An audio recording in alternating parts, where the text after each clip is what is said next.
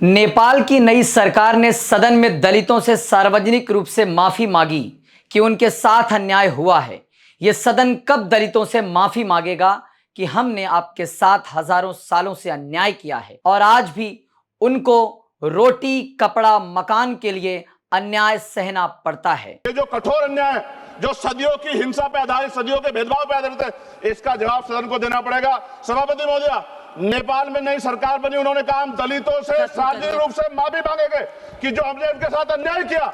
ये सदन कब उनसे माफी मांगा जिनके साथ हजारों साल अन्याय हुआ और आज भी उनको रोटी, कपड़ा, मकान के लिए अन्याय लड़ना पड़ता है। धन्यवाद सभापति महोदय। जय भीम, जय भारत। चंद्रशेखर आजाद इन दिनों दलितों के मुद्दों को लेकर लगातार आक्रामक हैं। चाहे सदन हो, चाहे उनकी सभा हो, हर जगह वो सीधा सवाल पूछते हैं कि आखिर दलितों के साथ कब तक नाइंसाफी होती रहेगी। बीते दिनों सम्राट अशोक की जयंती के उपलक्ष्य पर जिला लखीमपुर खीरी में बहुजन भाईचारा संकल्प महारैली की, जहां उन्होंने दलितों और पिछड़ों को आगाह करते हुए कहा, ये लोग वोट दलित पिछड़ों की लेते हैं और सरकार अपनी बनाते हैं और उस सरकार में आपके मंत्री विधायकों को मार मार कर गाल सुझा देते हैं, कोई कार्रवाई भी नहीं होती। दरअसल एक विधायक हैं जिनके ऊपर इस वजह से हमला हुआ था कि वो तथाकथित पिछड़ी जाति से आते हैं, जिसका जिक्र करते हुए उन्होंने अपने लखीमपुर खीरी सभा में यह जिक्र किया था। चंद्रशेखर आजाद का बयान सुनिए। मुसलमानों की बात तो पीछे भी कर दो, मैं दलित पिछड़ों को समझाता हूं कि वोट आपका लेंगे और थप्पड़ भी आपको लगाएंगे। मेरी बात को अब याद है। और आज तक शायद कोई कार्रवाई नहीं हो पाई क्योंकि सरकार के मुख्यमंत्री के सजातीय लोगों का मामला है, तो फिर तो थप्पड़ दलित पिछड़ों को खाना ही पड़ेगा। वोट आपकी लेते हैं, वोट आपकी लेते हैं दलित पिछड़ों की, सरकार अपनी बनाते हैं और उस सरकार में आपके मंत्रियों को और आपके विधायकों को थप्पड़ मार मार के गाल सुझा देने का काम करते। ये है ये सरकार, जिस सरकार को आप कमजोर वर्गों की सरकार इसके कहे पे मानने लग जाते हैं। प्यारे साथियों, इसलिए कह रहा हूं। उन्होंने आगे कहा कि सरकार के स्वजाती लोग जब शामिल होंगे तो याद रखना कि कभी आपके साथ इंसाफ नहीं होगा।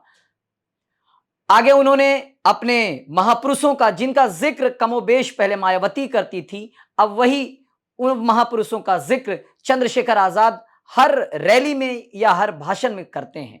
उन्होंने कहा कि हम लोग फूले, शाहू, अंबेडकर, पेरियार को मानने वाले लोग हैं। हम लोग संविधान को मानते हैं और उसके अनुसार ही चलते हैं। हम लोग बंदूक को नहीं मानते हैं, क्योंकि कमजोर कभी बंदूक उठाएगा तो उसको नक्सली बताकर कुचलना आसान हो जाएगा। हम लोग फूले, साहू, अंबेडकर को मानने वाले लोग, हम लोग संविधान को मानते हैं, संविधान के आधार पर चलते हैं। हम लोग बंदूक को सही नहीं मानते और बंदूक का रास्ता सही भी नहीं, क्योंकि अगर कमजोर कभी बंदूक उठाएगा तो उसको कुचलना, उसको मारना आसान हो जाएगा, नक्सली या और तमाम तरह के आरोप लगा के। इसलिए बाबा साहब ने कलम की बात की और कलम को हथियार बताया। सभापति, आपको बता दूं कि चंद्रशेखर आजाद नगीना से सांसद हैं। वो लगातार तमाम सारे जिलों में उत्तर प्रदेश के भीतर इस वक्त संविधान और भाईचारा रैली कर रहे हैं, संविधान समानता रैली कर रहे हैं, जिस सिलसिले में कभी बाराबंकी में, कभी लखीमपुर खीरी में, कभी प्रयागराज में, तो पूरे समूचे उत्तर प्रदेश में वो ये ऐलान कर रहे हैं कि आने वाले विधानसभा चुनाव में हम 403 विधानसभा सीटों की तैयारी कर रहे हैं। चंद्रशेखर आजाद की सियासत, एक बार जब से मायावती की पॉलिटिक्स या मायावती ने सियासत में अपने आप को थोड़ा सा शांत किया है, या बहुजन समाज पार्टी की प्रमुख मायावती की राजनीति जब से धीमी पड़ी है, मध्यम पड़ी है, चंद्रशेखर आजाद एक नए दलितों के आइकॉन के रूप में देखे जा रहे हैं। चंद्रशेखर आजाद की पॉलिटिक्स से खासा दलित युवा, नौजवान लड़के प्रभावित हो रहे हैं।